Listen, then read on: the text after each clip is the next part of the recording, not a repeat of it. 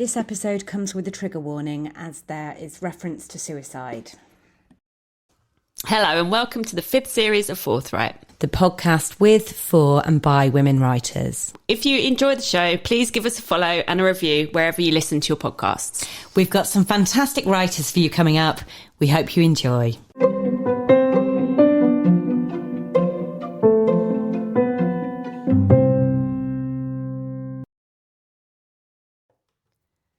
Welcome to the Forthright podcast. I'm Anna. And I'm Sam, and today we're very excited to have Orlaine Mcdonald with us. Hi, Orlaine.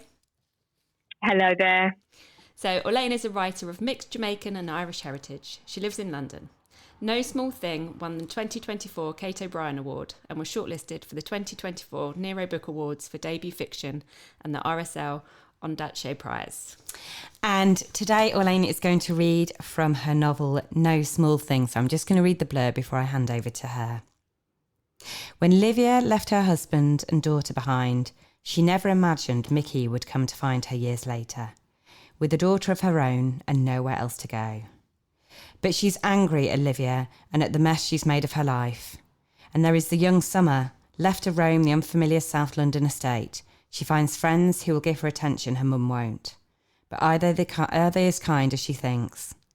Burning with hope and desire, No Small Thing evokes the power and pain of mothering and the damage we can do to the people we should love the most. Oh, amazing. Okay, so Orlaine, would you just mind explaining where in the book you're going to be reading the extract from before you do your reading? Yeah, sure. So this is from the opening, actually. It's, the opening of the novel. And it's from a character called Earl, his point of view. Perfect.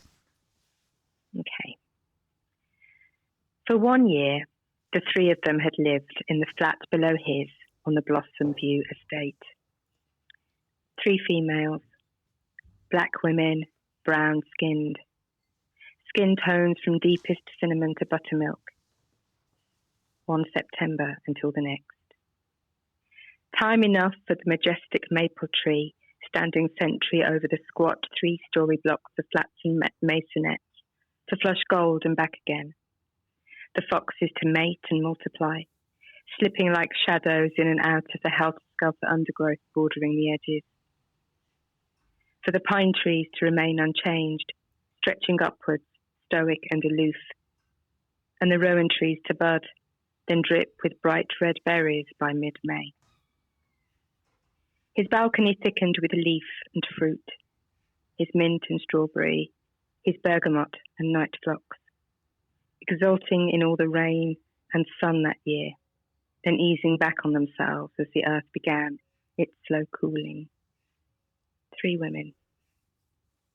Until the day one of them climbed up the metal staircase of the water tower, the highest point on the estate. Up and up until she'd reached the flat roof of the block opposite and taken flight, launching herself off and out into the gauzy autumn sky, arms outstretched and then flailing, pumping the air as if she was racing against the downward sweep of it all, racing herself to the ground below, the tarmac car park, the unforgiving cushion of concrete. And then there were 2. Lots of people claim to have witnessed it. Others just heard about it and convinced themselves they'd seen it. Discussed it endlessly, for a while anyway. Earl hadn't seen it, and he was glad. Better to remember a person with the life still in her, the kind of life that just sings off a person, from her eyes and her bones and her skin and her hair. Better that than the shattered and broken remains, the blood seeping out all around her like a cape, bright and fresh as those rowan tree berries. Earl wasn't an authority on much, but he did know that a seed can take root and flourish and, like all earthly things, must wither and fade. And though only one of them would be lost, her light extinguished forever, and though he tried to understand what needed to be done that year, to save her, to save them all, he knows he failed. But he'd like to return to that year, set it down, place each month side by side, an act of remembrance. Oh, I just felt so hugely invested in this story from like word one. It was just such a powerful, emotive story. I can't tell you. And I feel listening to you tell it, I'm just right back there at the beginning. I'm just, wanting to kind of read the whole story again. Could you tell us where the inspiration for the story came from? Yeah, I mean, it was not one particular thing. It was a combination of things. It was a combination of wanting to explore kind of mental health issues, wanting to look at. I wanted to write about sort of communities that are often marginalised or not always seen in literary fiction. That's kind of the thing I like writing about, I suppose, and characters that, again, you don't always see on the page.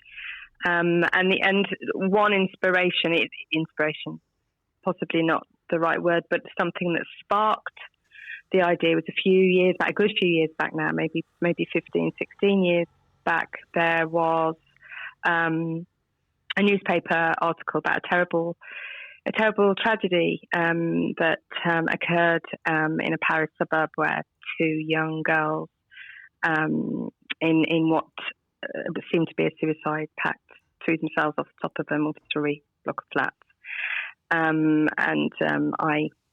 This really struck me as something terrible and tragic. And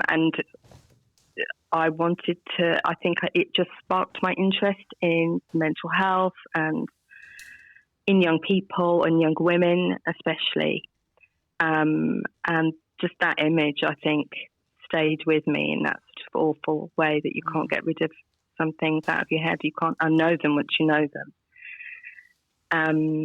And so, that in a nutshell, those things sort of came together. I then started thinking, these characters started coming to me. I worked quite organically. I didn't have a whole plot line, but I certainly had a mother and daughter in my head and began to kind of play about with their relationship and trying to understand. I knew that there was damage there, emotional damage, and in order to kind of think about where the damage was sort of emanating from for this mother and this daughter, I needed to go back to the grandmother. So then I had three women in the same family, and slowly their lives began to become, clear to me, and their background and the challenges that they were facing. Talking about exploring this family and so on, and working quite organically, but in the book you've got the stories written from different perspectives, and so how do you approach that? Is it kind of starting from sort of a free write about everybody and then picking out different bits of the narrative to do from the different points of view? Yeah, I mean, I think I did many drafts, and I tried different things with different drafts. So in one draft, they were all from close third, all in close third.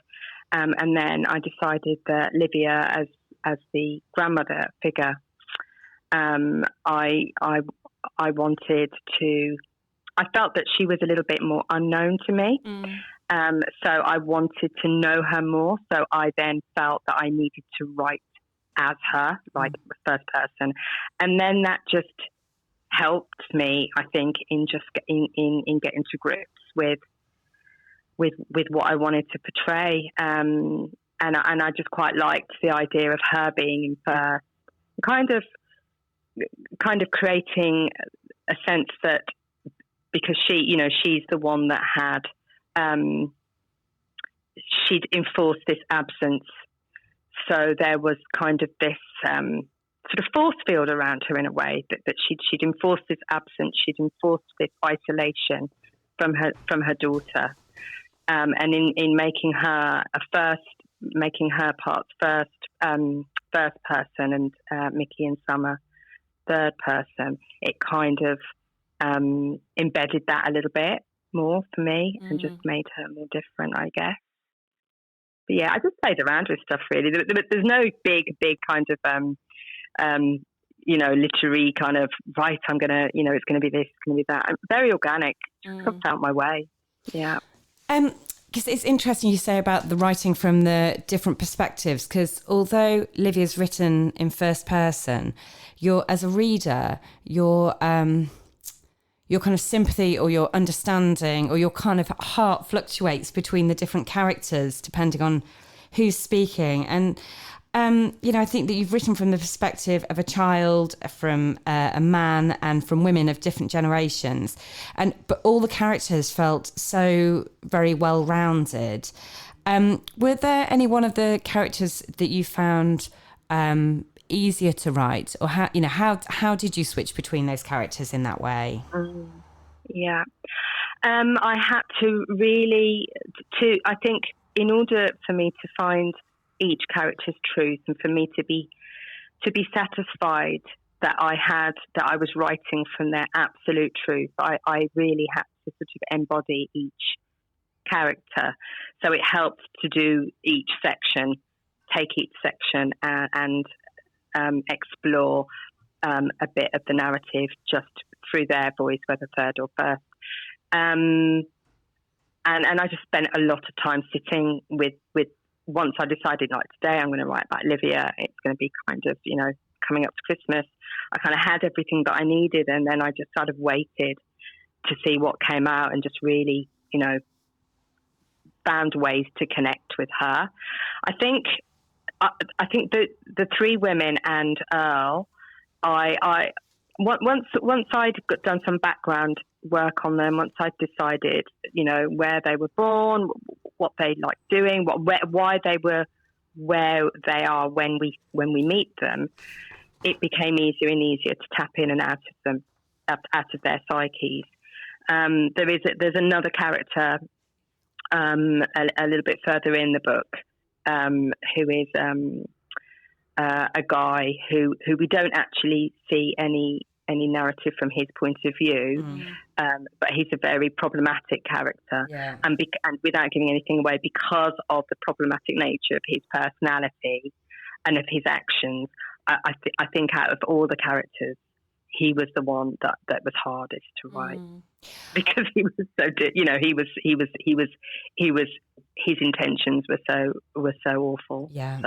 So you had to go into a bit of a dark place to kind of access that. I can imagine. Yes, it was a wholly unlikable character. And then in that kind of respect, how do you sort of look after yourself when you're writing those sort of more problematic characters? Yeah, that's a really, really good question. And I think that as writers, we don't always think about that necessarily. I think my background working in safeguarding has helped me, because my whilst I was writing this, I was working, during the day in a primary school as a pastoral lead and safeguarding lead. So working with vulnerable families and children, and supporting teachers and staff, and dealing with safeguarding issues that are arising on a daily basis, as you can imagine. And in order to do that job,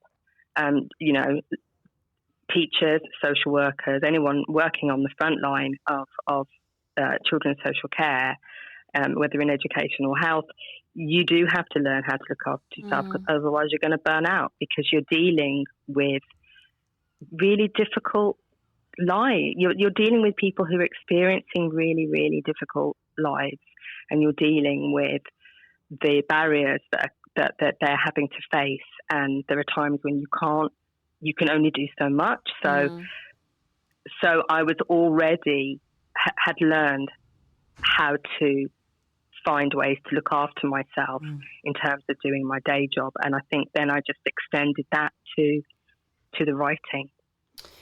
That's really interesting, because I mean, like No Small Things, it's a devastating story, but there's hope within the story as well. And I wondered, what did you want your reader to take away from the novel? Yeah, another really good question. I think when I was writing it, and I don't know whether that was something that I was really keen. What I wanted them to take away. I think I wanted to portray lives in a very truthful but dignified way. So I wanted to show complex people that I grew up with, the types of people who are in my family, the type of person that there are elements of me in all three of those women, that their lives I know very well, and I wanted to be able to portray them with even though they're complex, and even though they often do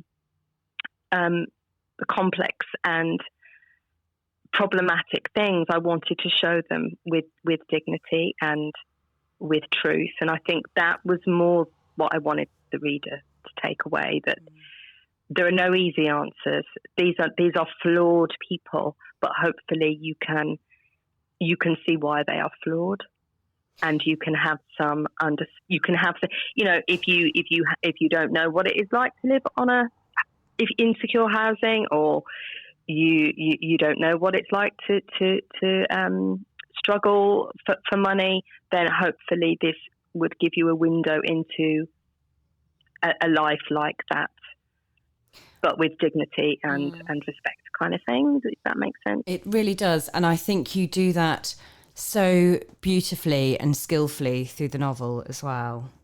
Thank you. So I know that you said that your process is quite organic and that you don't plot, but do you have like readers for your work, and so like the kind of the nuts and bolts of the writing once you've written, then what's like your next steps? Yeah, so I mean, this is my debut, so I didn't have a process necessarily. I was learning as I was going along. But yeah, once I'd got a draft that I was ready to show somebody, and it was maybe about 3 or 4 or 5 drafts in, then I was lucky to have 3 or 4 people that I showed it to, that I respected. A couple of people that I'd done an MA with a few years ago. Another person was a dear friend, and another person was my sister. And I sent it to them in kind of in manuscript form, and they gave some really, really good feedback. I think my sister was just, "Oh, this is great," which is probably what I needed as well. But then I did have some really constructive feedback from the other 3 about sort of pace and plotting and characterization and stuff. And then I just went about sort of employing those suggestions really in the next few drafts. I think because it's interesting, because I'm in the midst of writing something new now, and there's something really beautiful about writing something where you have no expectation. I had no expectation where this might land, what the journey would be. So you're wholly invested just in the story, and I think you can probably only do that with a debut, because once you've been through the process, when you're writing, you know what's coming next, or you hope you hope what's coming next. So I have to really work hard now to edit out that sort of critical voice, or that I wonder what my agent will say, I wonder what an editor might say. I didn't have any of that when I was writing No Small Thing. It was just me and the characters, and there was something really freeing and beautiful about it. So yeah. So with not knowing, what comes next, as it were, and having that freedom as a debut novelist, what was it like to then go on and become an award-winning debut novelist? To be honest, it's absolutely fantastic to have that kind of recognition. especially from, the Cato Brian was very close to my heart because that's an Irish literary award, and I'm half Irish, and I lost my mom a few years ago, and it would have just she would have been over the moon at that, so it felt like that was something that really connected me to her. And the shortlist, the Nero and the Ondaatje, it's just fantastic. But but the other side is they don't affect me day to day. They're beautiful, they're lovely, and then the next day you just carrying on. I'm back at my day job, back at my desk. It's I don't get too fixated on those things. They're lovely, but I'm going to write anyway, whether I get shortlisted, whether I win anything. I'm just going to keep writing, and I think at my age now, I that's what I want to do. So, yeah. And so you say you're working on something at the moment. Is this your next novel, and are you able to tell us anything about it? I'm hoping it is. I can't at the minute. It's very, very early days. I don't really even know exactly because I am learning is that I do have quite an organic process. I kind of don't have the words to explain it. And I think until my agents had eyes on it, I think I need to just keep it to myself for now. That's absolutely fine, but it was worth an ask anyway. Worth a shot, wasn't it? You were sort of talking about coming to writing a bit later in your life, and obviously you've just so did you do your MA then fairly recently? No, I didn't. I did the MA back in 2009 to 2011, a long time ago, and then I life was lifing me, as it were, and I didn't write again properly until about 2017, 18. I was busy exploding my life and then trying to put it back together. So yeah, I did the MA, and then things went pear-shaped, and then they're not so pear-shaped now. If that makes sense. It absolutely does, and we're very grateful that has been your journey, so that then we get to read your books as well. And when you did decide to come back to writing, I mean, you had said about how effective it was, how much it affected you hearing the story about the two girls in Paris. But did the hearing that story and then your story starting to unfold, was that the catalyst, or had you wanted to then come to writing fiction and were thinking about what you wanted to write about?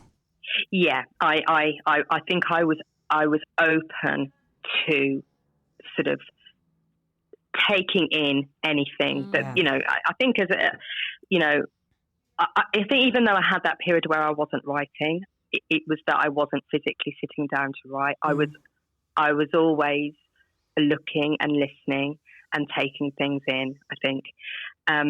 But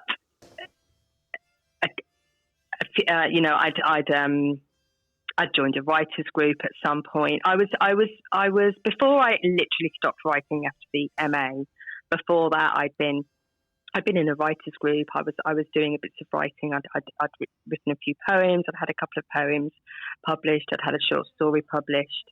And then when I stopped writing, I did just stop and deal with life. And then it was very much, right, I'm now going to go back to what I really love. It's time. And I think it was just getting out my notebooks, and just being with myself, allowing myself to think like a writer again. Yeah. And then things just started sort of connecting and making sense to me. Yeah. But I think that's it, isn't it? When you've got kind of a writer's brain, there's always a part of your hardware that's whirring along those lines, even if it's, you're not actively sitting down and writing, there is that bit of hardware still running. Absolutely, yeah, that's a really good way of describing it. Yeah.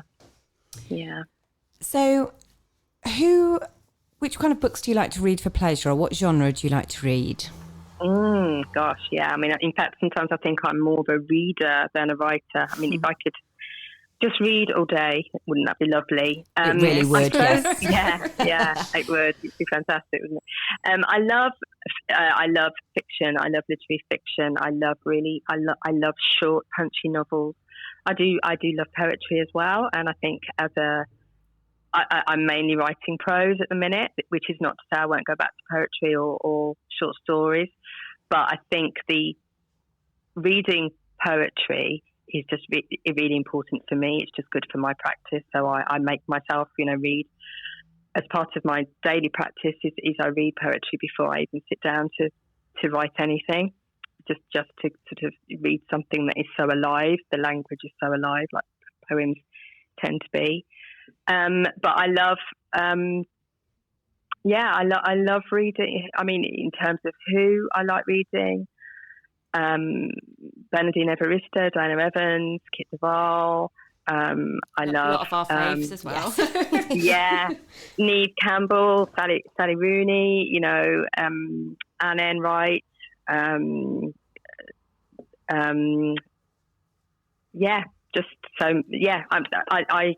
I read a lot, and one of the best things I think about becoming a published author is, and I didn't realise this before I became one, that people send you books. Yeah, it's brilliant, isn't it? Oh my gosh! So when I first started getting like little packages, and of course it's very different to buying a book online, isn't it? When you're getting this beautifully packaged and a little card, it just feels so perfect. It feels like somebody's thought, "Wow, I really want Orlaine to read this." Yeah. And it just feels lovely, and I never get used to the thrill of receiving a book from a publisher through the post. It's a total treat, and it's also a nice package to receive that isn't vintage or something like that as well. So yes, more books, please. Yes, yeah. So always reading. I've just picked up. What's her name? Actually, I don't know how to say her surname. Claire Massoud. This Strange Eventful History. Oh, I've not heard of that. It was the Booker long list last year for the Booker. Okay. Yeah, enjoyed that, and I loved reading Samantha Harvey's Orbital, which won. Oh yeah, that was brilliant. And then got a huge crush on her, so went back and read The Thief. So anything that comes my way, really. But yeah, I think also just hearing you listing some of your books, I think this is also the thing, isn't it? It's very difficult to be able to truncate it down to one or several, because often it can be tens and tens of them. But yes, I think Sam and I are also very keen on a lot of the writers that you've just mentioned as well. So yes, I think we might have similar bookshelves. Yeah, I'll tell you there are some writers that I come back to time and time again, even if I've read them, just because of what they do with language and because they think they've got something to teach me. And there's one writer recently that I just keep coming back to, and I think she's Swedish, and she wrote a book a couple of years ago. Her name's Ellen Coolhead. I don't know if you've heard of her. And she wrote a book kind of fictionalizing the last year of Sylvia Plath's life, Euphoria. Oh my God, that is absolutely stunning. And obviously it's a translation, but what she does with language, I just pick it off the shelf and I just turn to a page and I'm just devastated in a good way every time I just read a section. And she's just someone that I would, I aspire to. I think she teaches me so much. So she's really special to me at the minute, Ellen Coolhead. Definitely added that to our to be read pile. Really highly recommend. To be read highly pile. recommend. Yeah. We've kind of come to end of our time with you. It's gone really quickly, but we usually finish up with the question about what advice you would give to somebody starting out in writing. I sometimes think I'm not the best person because I'm still always figuring it out myself. I just think you've got to do it. Just do it anyway. Just keep writing. Write every day. Don't worry about where it's going to go. Just keep flexing the muscle and get words down on a page every day. Perfect. Fantastic advice. So for our listeners who would like to find out more about you and to find out about No Small Things and also your next novel when it comes out, how will people find you? I'm on Instagram, and I think it's just Orlaine or Orlaine Mcdonald. We can put it in the show notes. Yeah. Yes, really sorry. And to be honest, you can find me there. I'm not a prolific social media person. I post when I need to, so I'm not that interesting. But if you want to, I'll always post news of me and book news. So yeah. Wonderful. Well, thank you so much for spending some time with us. We've thoroughly enjoyed talking to you. Oh, thank you. Thank you so much for inviting me. I've really enjoyed talking to you too as well. Thank you.